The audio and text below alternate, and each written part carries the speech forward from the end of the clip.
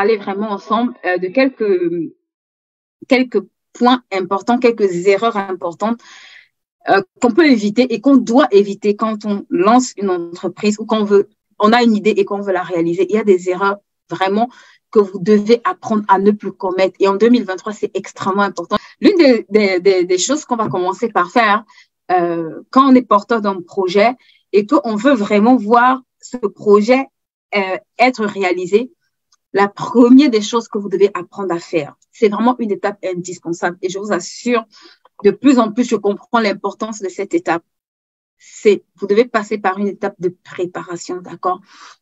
Et j'ai souvent l'habitude de le dire, il y a au moins 3 façons de se préparer, au moins 3 domaines dans lesquels tu dois te préparer, tu dois apprendre à te préparer. Et c'est extrêmement important parce que la réussite d'un porteur d'un projet dépend du porteur de projet. La réussite du projet que tu transportes dépend de toi. Ça veut dire que ça dépend de ta capacité, toi, à pouvoir mener ce projet-là correctement. Ça dépend de ta capacité, toi, à pouvoir manager ce projet-là du début à la fin. Et tu as intérêt à comprendre certaines clés. Tu as intérêt à mettre certaines clés en place. Je t'en supplie, tu dois pouvoir faire les choses différemment, d'accord? La première des choses, je t'assure, tu dois apprendre à passer par des temps de préparation. Ça veut dire qu'il faut que tu discernes. Quand tu as eu une idée, ou bien quand tu as l'idée, dans quelle période es-tu? Toute idée va commencer par un temps où tu dois te préparer. C'est pour ça que la plupart d'entre nous, parfois, on échoue. C'est pas que l'idée n'est pas bonne, c'est pas que le projet n'est pas un bon projet, mais c'est que directement, quand on a le projet, on veut directement l'exécuter, en fait. On veut pas passer par la phase de préparation. Est-ce que quelqu'un peut mettre dans ce chat préparation? Tu dois passer par une phase de préparation, ma sœur. Et la préparation, je vais te dire aujourd'hui, doit être à 3 niveaux, à 3 dimensions, au moins quand tu es porteur d'un projet. Quand tu veux créer une entreprise, tu dois te préparer au moins dans 3 dimensions. Tu dois pouvoir te préparer en tant que chef d'entreprise ou en tant que futur chef d'entreprise dans au moins 3 dimensions. La première dimension, s'il te plaît, c'est la dimension spirituelle. Beaucoup d'entre nous, je vous assure, la préparation spirituelle est faite avec légèreté. C'est le maillon le plus consistant, ma sœur, ma businesswoman, mets le nom que tu veux, ma warrior. C'est le maillon le plus important. C'est le maillon le plus important. La préparation spirituelle. Beaucoup d'entre nous, merci Tata Rosette, que Dieu te bénisse. Beaucoup d'entre nous, on joue avec cette étape, la préparation spirituelle. Regarde, je vais te montrer des exemples. Jésus a passé 30 ans de préparation avant de commencer le ministère. Même Paul, qui est l'un j'ai envie de dire, des pères de la foi, Paul a passé 3 années de préparation, ma sœur. La préparation est extrêmement importante. Et la préparation spirituelle, une bonne préparation spirituelle te demande d'investir du temps. Une bonne préparation spirituelle te demande d'investir du temps pour te construire, pour construire l'homme intérieur qui est en toi, pour bâtir ce géant-là. Parce que tes actions extérieures ne sont que le reflet de la consistance spirituelle que tu as à l'intérieur de toi ou de la stature spirituelle que tu as à l'intérieur de toi. Donc, tu as intérêt à ne pas jouer avec cette étape de préparation. Tu as intérêt à comprendre, j'ai envie de dire, les secrets de ce que tu veux faire spirituellement avant de te lancer dans beaucoup de choses. Il y a des choses que tu vas découvrir, mais il y a les prérequis, il y a les basiques, en fait, que tu dois, avant même de commencer à toucher cette sphère, à toucher ce business, tu dois pouvoir déjà comprendre, s'il te plaît. La préparation spirituelle. Ça va te demander d'investir du temps à chercher le Seigneur. Ça va te demander d'investir du temps à apprendre à écouter Dieu. Ça va te demander d'investir du temps à apprendre à comment Dieu fonctionne, comment ce business fonctionne, pas selon tes standards à toi, selon les standards divins, parce que chaque business que tu fais a des standards divins. Chaque business que tu fais a des standards divins. Est-ce que tu connais les standards divins du business que tu veux faire? Ou est-ce que tu veux juste faire comme tout le monde, acheter et revendre, ou bien faire des prestations? Tu as besoin de connaître les standards divins de ce business que tu portes. La deuxième chose que tu vas apprendre à faire, c'est que tu vas apprendre à te préparer matériellement. D'accord? Ça veut dire que tu vas développer un certain ensemble de compétences. Tu vas apprendre à développer un certain ensemble de compétences, ma sœur. Joseph était compétent. Il n'était pas seulement un. Pharaon dit, trouverai-je un homme qui soit aussi compétent que toi et ce qui repose l'Esprit de Dieu. Il n'était pas seulement un homme ou un. Il était aussi compétent. Et la compétence s'acquiert. Quand tu es porteur d'un projet, écoute-moi, tu dois préparer certaines compétences spécifiques à ce projet. Ce projet requiert quel type de compétences spécifiques? Et on va le voir plus loin. Je vais vous parler des compétences qui sont indispensables, des non négociables que je dois apprendre. Le troisième temps de préparation que tu dois apprendre à mettre en place, c'est la préparation financière. Et ça tombe bien parce que beaucoup ici, vous êtes sur une plateforme qui parle de finances énormément. Je vous assure, pour ceux qui le savent, j'étais au Tchad récemment et c'est une question qui ne manque jamais. Vous savez, quand je voyage, c'est une question qui ne manque jamais. Je le vois régulièrement pendant les tournées. C'est une question qui ne manque jamais. Et quelqu'un m'a dit, j'ai des projets où j'ai investi 1,5 million. 1 million la première fois, ça n'a pas marché. La deuxième fois, j'ai investi 1,5 million. Maintenant, je suis découragée. Je ne sais plus quoi faire, en fait. Je ne sais plus quel montant je veux investir, quel montant je dois investir. Je ne sais plus quel montant je dois mettre. Et parfois, d'autres me disent, j'ai l'idée, mais je n'ai pas le financement. Je suis remplie d'idées, mais il me manque les moyens. Et ça, c'est une question qui revient encore et encore et encore, le financement. Beaucoup ici, vous transportez des projets et parfois les gens se disent, si j'avais cet argent, l'argent dont j'ai besoin pour faire ce projet, je serais directement allé faire ce projet. Parfois, vous dites, waouh, j'ai envie de faire l'agriculture, mais il me manque peut-être 2 millions pour acheter un champ, 3 millions pour faire des entrées. Et je vais te dire sur cette plateforme, stop that. Arrête ça. Je veux que tu arrêtes immédiatement ça parce que, en fait, ça, c'est un langage avec lequel on est entré dans des limitations. Je n'ai pas d'argent. Je ne fais pas ce projet parce que je manque d'argent. Ça, c'est un très mauvais langage. Et si tu es sur cette plateforme, tu dois arrêter ce langage parce que c'est un langage qui te limite. C'est un langage de limitation. Si tu ne fais pas ce projet, ce n'est pas parce qu'il te manque de l'argent d'abord. Parce que si tu es assez consistant, les gens, regardez, tu vas trouver des personnes qui vont accepter investir dans ton propre business. Il y a des gens, quand ils viennent te parler, ils sont tellement crédibles. Il y a des entreprises aujourd'hui, elles n'ont pas besoin de supplier les gens. Les gens s'arrachent leurs actions pour les acheter parce que c'est des entreprises qui sont devenues, qui ont un tel niveau de valorisation, qui est tellement bien géré que des gens savent qu'ils peuvent faire confiance à cette entreprise et acheter et investir dans ces actions-là.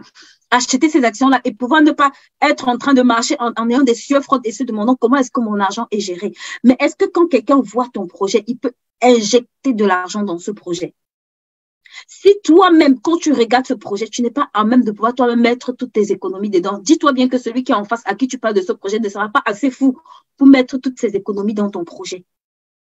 Et je veux ici te dire que quand tu es porteur d'un projet, le financement n'est pas le problème. Le problème, si le financement est un problème pour toi, ça veut dire que tu commences ce projet à un niveau où tu n'es pas encore en capacité de pouvoir lever ce niveau de fonds ou alors de pouvoir toucher les personnes influentes pour financer ce niveau de fonds. Commence juste un peu plus bas.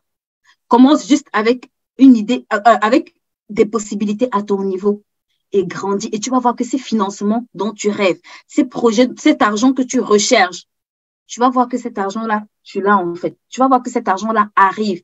Tu vas voir que cet argent-là, à un moment donné, tu vas pouvoir l'attirer en fait. Donc, le financement n'est pas toujours le problème, d'accord?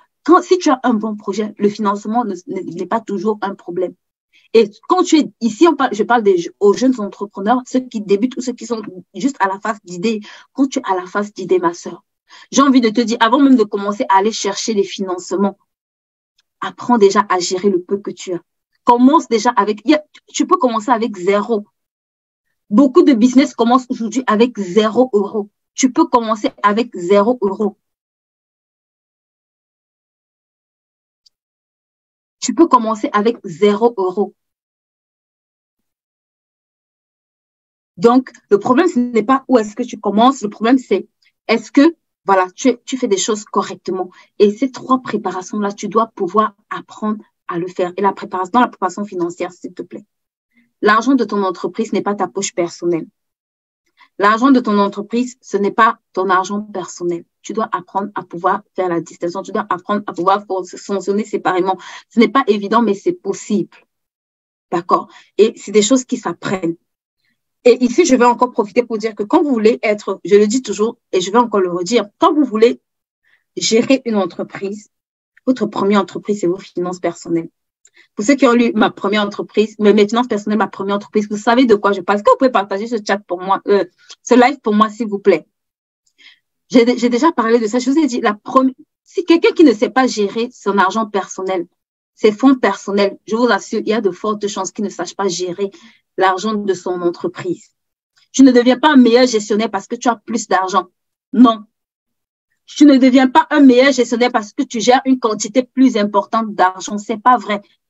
La Bible dit celui qui est fidèle dans de petites choses. C'est celui qui est fidèle dans de petites choses qui, quand il a plus, il est un meilleur gestionnaire. Ce n'est pas celui qui, si tu gères fondamentalement mal ton argent, même si tu as plus, ça ne servira à rien. Même si tu acquiers plus, même si tu amasses plus, ça ne va pas résoudre ton problème. Donc, ça, c'est vraiment quelque chose d'important, les temps de préparation, d'accord? C'est vraiment des temps extrêmement importants que vous devez travailler au moins sur ces trois pans-là, au moins sur ces trois aspects-là. Maintenant, je vais toucher un autre pan que vous allez voir est aussi beaucoup négligé et qu'on néglige énormément, d'accord? C'est un pan qu'on néglige énormément. Et pourquoi? Je pense que la plupart d'entre nous, on ne se rend pas compte de l'importance de ce pan, d'accord? Ou alors, notre cerveau ne capte pas vraiment la puissance ou l'importance de se concentrer sur ce pan d'activité. Et je vais profiter ici pour vous dire, vous savez, l'un des pans les plus importants, ou alors l'un des pans extrêmement importants, une des erreurs que vous ne devez pas commettre, c'est de ne pas demander des conseils. La Bible dit que c'est à cause de la multitude de conseils que des projets réussissent. Et je me suis rendu compte, vous savez, ces derniers temps, encore plus que beaucoup d'entre nous, on ne demande pas des conseils. Beaucoup d'entre nous, on ne prie même pas pour avoir des bons conseillers. Ma sœur, tu as besoin de conseils. La Bible te donne l'un des secrets pour réussir, les bons conseils. Les bons conseils, c'est un secret pour ta réussite. Pour la réussite du projet que tu transportes, tu as besoin de bons conseillers. Tu as besoin des conseils et de bons conseils. Qui te conseille quand tu as un projet? Vers qui est-ce que tu vas quand tu as besoin d'un conseil? Est-ce que c'est des personnes que quand elles te conseillent, tu vois qu'il y a du changement, tu vois qu'il y a des résultats dans ce que tu fais? Même les premiers ministres, même les chefs d'État ont des conseillers. Vous savez, il y a le cabinet, dans chaque présidence, il y a ce qu'on va appeler le cabinet, le conseil, c'est quoi? Les conseils ministériels, d'accord? Pour les chefs d'État, il y a le conseil ministériel, en fait. Il y a le cabinet de conseil du Premier ministre, du chef de l'État, ainsi de suite. Et je me demandais pourquoi est-ce que ces personnes prennent conseil? Pourquoi des gens qui ont le pouvoir de décider sur ta vie, sur ma vie, sur la vie de, entre guillemets, de la nation dans laquelle on vit, pourquoi ils ont un conseil? Pourquoi ils prennent des personnes qui vont payer pour les conseiller? Pourquoi est-ce qu'ils se donnent la peine de recruter des personnes, de faire une sélection d'une qualité de personnes qui va les conseiller? C'est parce que le conseil fait partie du succès. Est-ce que tu peux noter ça dans ce chat pour moi? Le bon conseil, ma soeur, fait partie du succès.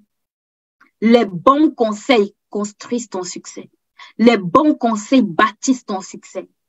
Les bons conseils te font gagner du temps. Les bons conseils accélèrent tes résultats, augmentent tes résultats, te donnent de meilleurs résultats. Les bons conseils. Est-ce que j'ai des guerrières dans ce live? Les bons conseils. Vous devez apprendre à avoir des bons conseils. Vous devez apprendre à recevoir des bons conseils. Et l'une des choses que j'ai vues, c'est que beaucoup parfois reçoivent de bons conseils, mais ils les mettent sous un matelas. Et ça, c'est une erreur, une deuxième erreur à éviter. Beaucoup reçoivent de bons conseils. Ah, merci beaucoup, Bernadette. Beaucoup reçoivent de bons conseils et les mettent sous un matelas.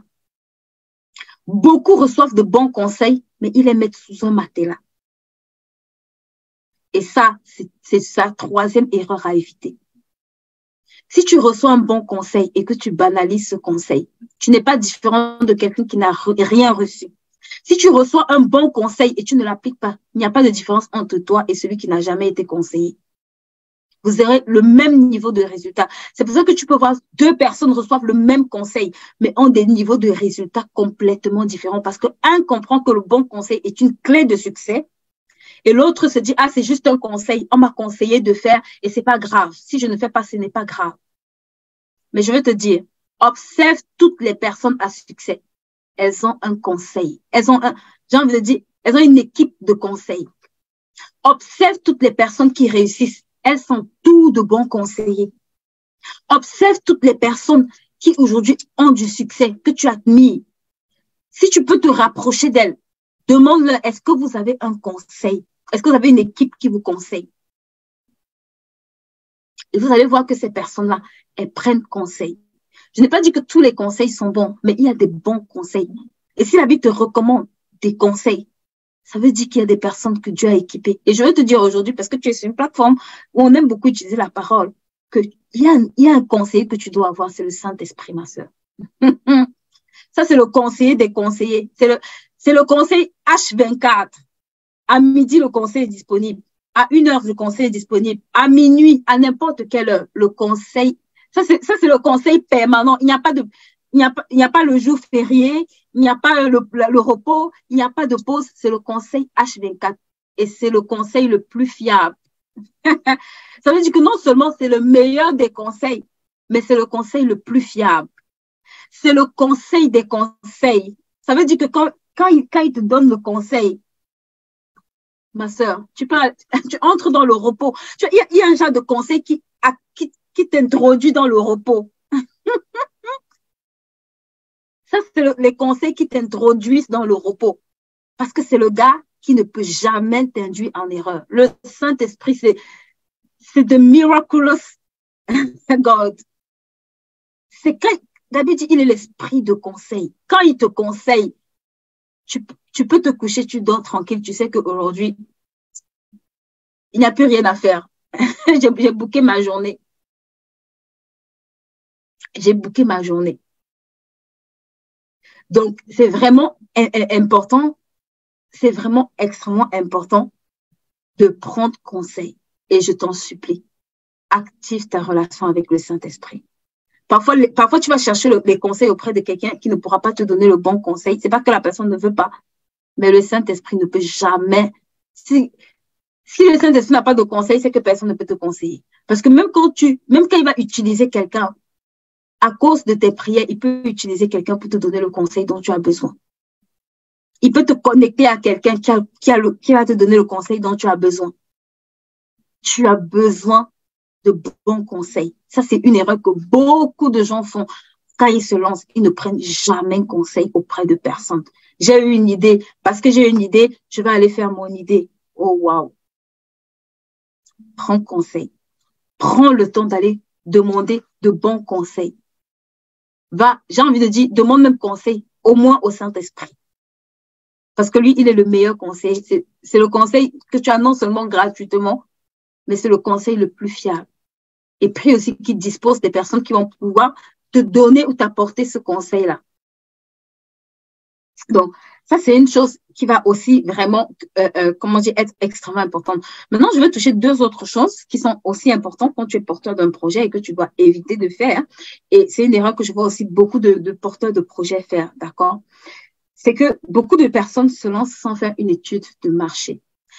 Et je me suis rendu compte que très peu de personnes savent correctement faire une étude de marché. Ou alors, à petite échelle, parce que, voilà, quand tu démarres, tu n'as pas forcément besoin de faire une immense étude de marché, mais tu as quand même besoin de faire une étude de marché. Et très peu de personnes le font. Très peu de personnes se posent pour faire une étude de marché et un business plan. Pourquoi? Parce qu'ils trouvent que c'est ennuyeux. Mais écoute, je veux te dire, les études en France, vu qu'on est en France, je vais parler du cas de la France, montrent que plus de 60% des entreprises, des jeunes entreprises, je dis bien plus même, c'est beaucoup plus.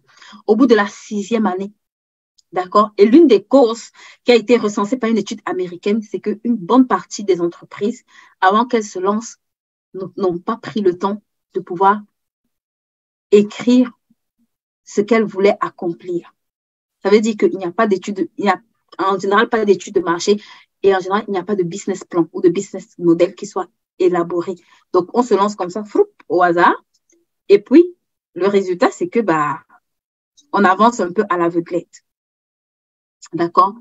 Et je pense que je vais revenir sur cette chaîne pour vous montrer comment un exemple, un type d'étude de marché biblique que le Seigneur m'a enseigné personnellement et qui a été vraiment une bénédiction pour moi, que j'applique aujourd'hui et je vous assure, la Bible, dans la Bible, il y a tout.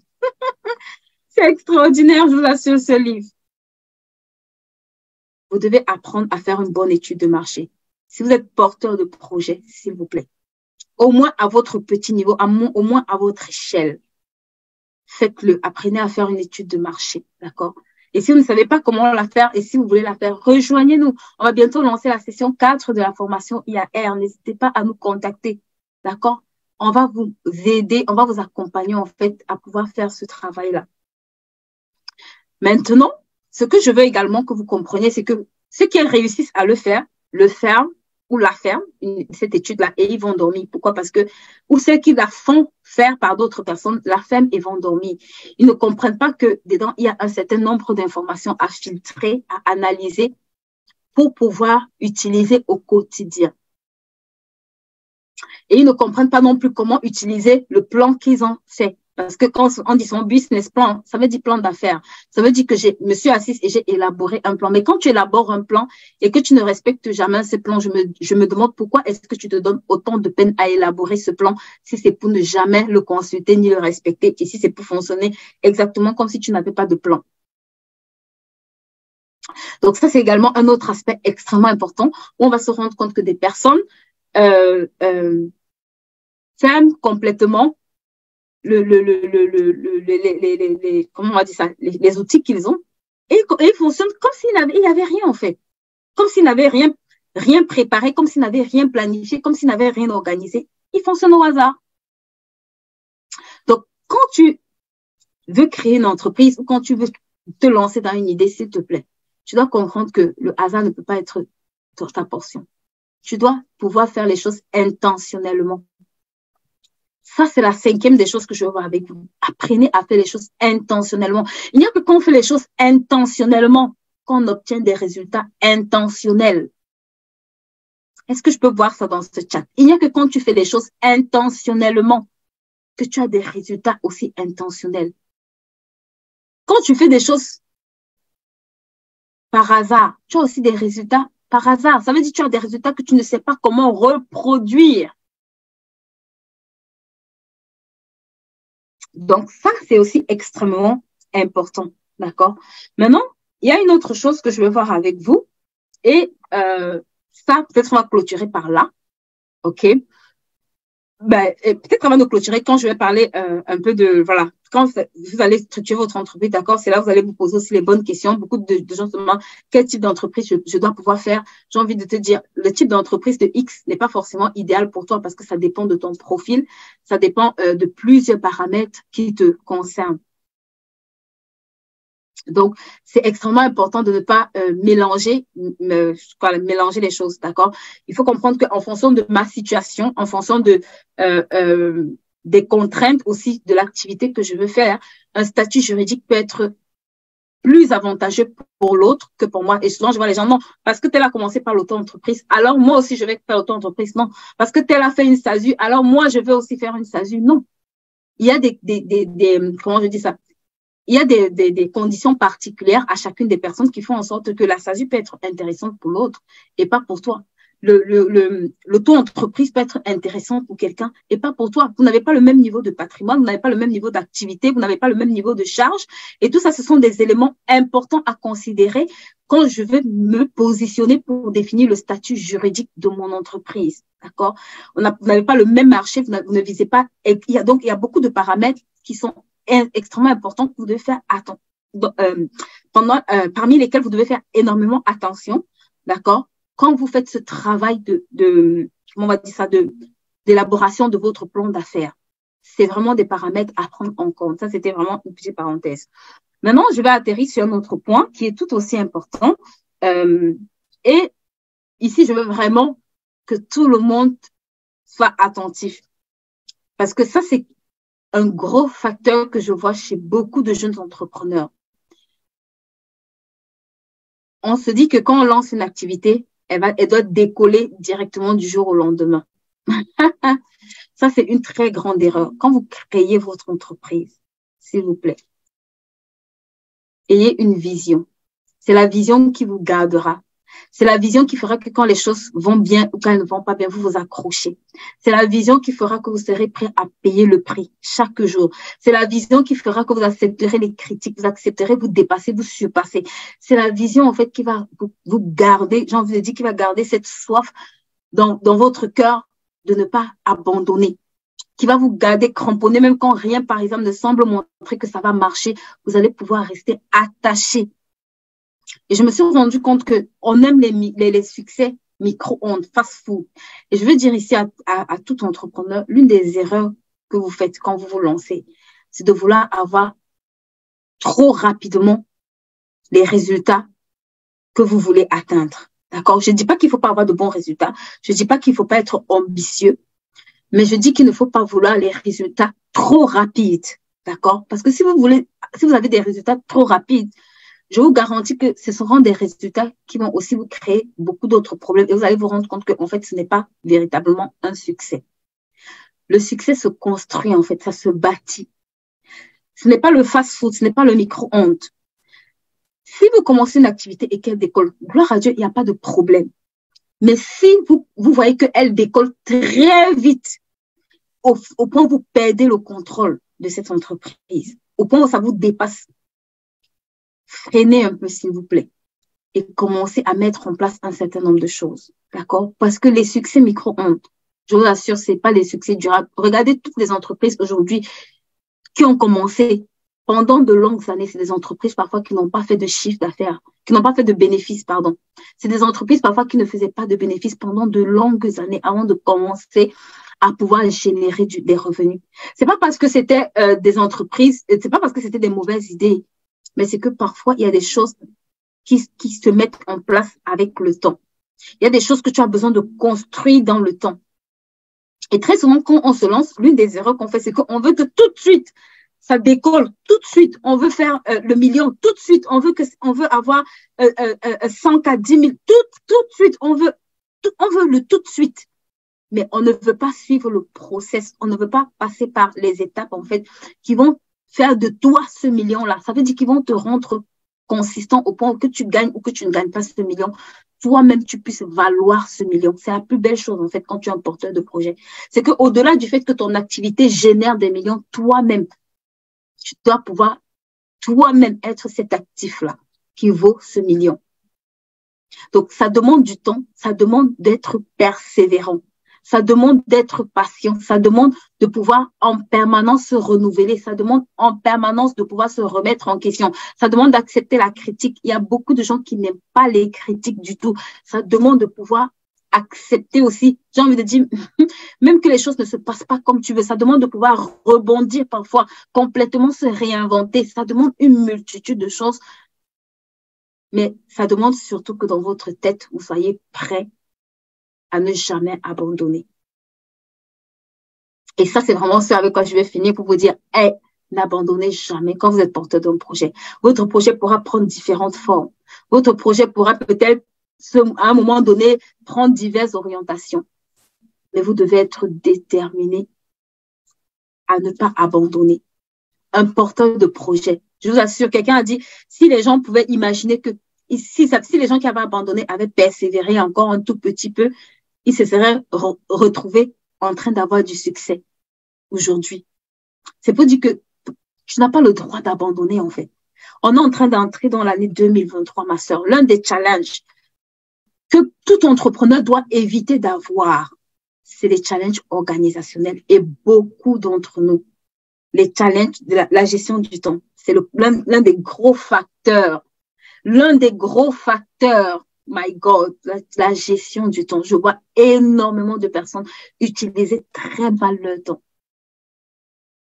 Ça, c'est une erreur. Tu dois apprendre. C'est des choses qui s'apprennent et tu dois apprendre. Quand je préparais cela, je me suis dit que j'allais vous parler de ce livre, Les 120 jours. J'ai vu tellement de transformations avec ce livre. J'étais étonnée de voir autant de transformations avec ce livre. Et personnellement, pour ma propre vie, il est une bénédiction. Je vous assure. Je dis toujours que, au moins, même pour ma propre vie, ce livre est une bénédiction parce que le jour où j'ai commencé à planifier un certain nombre de choses, j'ai commencé à pouvoir avoir des résultats que je n'avais jamais vus. C'était une erreur que j'aurais pu faire encore pendant des années. M'asseoir vous savez, je causais avec quelqu'un que j'aime énormément, que j'apprécie énormément cette semaine. Et je demandais à la personne, en fait, c'est quoi tes projets? Et comment tu fais? Et la personne m'a dit, tous mes projets sont dans ma tête. Et j'ai dit, oups, qu'est-ce qui n'a pas fonctionné? Elle me dit, non, j'ai pas besoin de noter. Et la personne était convaincue. Et après, elle me demande, mais ça sert à quoi de noter vu que j'ai ça dans ma tête? Et j'ai rigolé. Et je lui ai dit qu'on va se reparler 2 jours après. Tu ne te rappelleras plus de tout ce qu'on s'est dit. Et exactement quand on s'est reparlé 2 jours après, la personne m'a dit, tu sais, je ne me rappelle pas de ce qu'on s'est dit. Ou bien je ne me rappelle pas de ce qui s'était dit avec un autre collaborateur. Et ça m'a fait sourire, en fait, parce que je me suis rendu compte que c'était la meilleure façon de jeter ces projets à la poubelle. Ma sœur, ton année 2023, l'idée que tu as, commence par planifier. Vous savez, ces 2 outils-ci, quelqu'un m'a dit, ça c'est la voiture et ça c'est le moteur. Je vous assure, ça, je ne joue pas avec mon journal de préparation. Ça guide mes 5 prochaines années. Ce n'est pas un jeu, en fait. Ça guide mes 5 prochaines années. Ça veut dire que je m'assois avec le plus grand sérieux pour faire ce travail. Si tu es sérieux avec ta vie, les résultats seront sérieux aussi. Je m'assois consciemment et je travaille. À quoi doivent ressembler mes 5 prochaines années? À quoi est-ce que je veux que mes 5 prochaines années ressemblent? Sur les plans spirituels, sur le plan financier, sur le plan matériel. Je m'assois dans 30 domaines de ma vie. J'écris à quoi est-ce que ma vie doit ressembler. À quoi est-ce que les projets que je transporte. Et chaque 120 jours, chaque 4 mois, je m'attelle à réaliser une partie de ces projets. Je m'attelle à mettre des clés. Ici, j'ai mis 7 lois qui sont vraiment des lois. Je pense qu'en 2023, je prendrai vraiment le temps de revenir sur chacune de ces lois pour que vous compreniez la puissance. Ce matin, je disais la loi de Parkinson et j'étais là. Il dit que cette loi met un accent particulier sur le délai dont on dispose pour remplir une tâche. Si on planifie trop de temps pour faire une tâche, on aura tendance à l'étaler pour effectuer la tâche sur la totalité du temps imparti. En d'autres termes, plus on dispose du temps, plus on prendra du temps. Ça, c'est une loi que le jour où j'ai compris, parce que, vous savez, le problème, ce n'est pas de connaître les lois. Le problème, c'est d'avoir la révélation de comment opérer avec cette loi-là.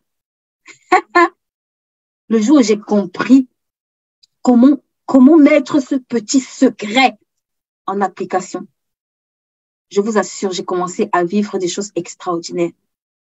Et je pense que peut-être, par la grâce de Dieu, pour celles qui ont pris ce livre, je pense qu'il y a beaucoup qui l'ont pris. Voilà, je pense que on organisera vraiment des temps pratico-pratiques pour que vraiment vous compreniez l'importance de la gestion du temps. C'est extrêmement important.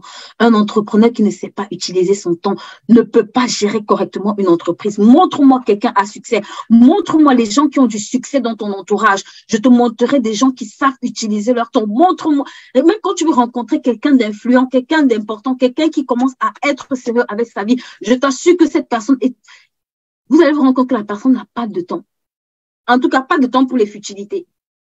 C'est quelqu'un d'extrêmement concentré. Ce n'est pas parce qu'il veut, c'est parce que les résultats qu'il doit avoir imposent ce niveau de concentration.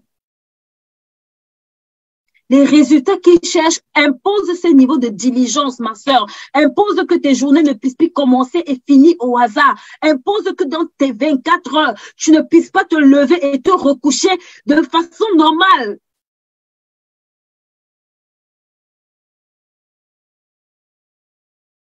Ce n'est pas possible. Ce n'est pas possible que tu aies 24 heures en une journée et tu les mets à la poubelle. Ça, c'est une très grave erreur que beaucoup de gens commettent quand ils sont porteurs d'un projet et qu'ils veulent réaliser. la gestion du temps. La deuxième chose avec laquelle je vais terminer pour de vrai cette fois-ci, c'est la gestion de votre organisation. Et ça touche aussi la gestion du temps. Mais là, je vais toucher une autre chose. Beaucoup de gens fonctionnent sans priorité. Si tu ne connais pas les priorités, s'il te plaît, c'est cette chaîne. J'ai fait une vidéo. Je ne sais même pas. Va réécouter cette vidéo. Les temps et les saisons, s'il te plaît. Si tu n'as jamais écouté cette vidéo, elle est sur notre chaîne YouTube. Nos YouTube sont en replay. Va écouter cette chaîne, cette vidéo. Ça va tellement te bénir. Les temps et les saisons. Quelle est la priorité de la saison dans laquelle tu es? La Bible dit qu'il y a un temps pour tout sur le soleil. Tu ne peux pas, si c'est le temps de récolter, tu es en train de moissonner. Ce n'est pas la faute de Dieu, c'est ta faute, c'est le désordre. Si c'est le temps de semer et tu es en train de récolter, c'est du désordre. Il y a un temps pour tout. Ça veut dire que tu ne peux pas, tu dois pouvoir organiser ton entreprise. Il y a un temps pour l'organisation. Beaucoup d'entre vous, quand on arrive, il n'y a aucune organisation. Rien ne fonctionne correctement. On ne sait pas. Est-ce que tu as un calendrier de dates sur l'année, des événements auxquels tu veux assister? Est-ce que tu as un calendrier? Est-ce que tu as des dates butoirs? Est-ce que quand tu arrives, est-ce qu'il y a des process dans ton entreprise? Tu t'assois, tu as juste envie de pleurer. Oh non, c'est parce que je travaille seul. Ce n'est pas une excuse. Parce que, regarde, quand tu vas ramener d'autres personnes dans ta bague, si ce travail n'est pas fait, ce qui se passe, c'est qu'elles seront autant perdues que toi. Tu dois pouvoir mettre une organisation qui fait en sorte que n'importe qui puisse travailler avec toi, n'importe qui puisse en sortir, n'importe qui puisse arriver dans ton entreprise et comprendre ce qui se passe et pouvoir t'aider et pouvoir piloter certaines choses.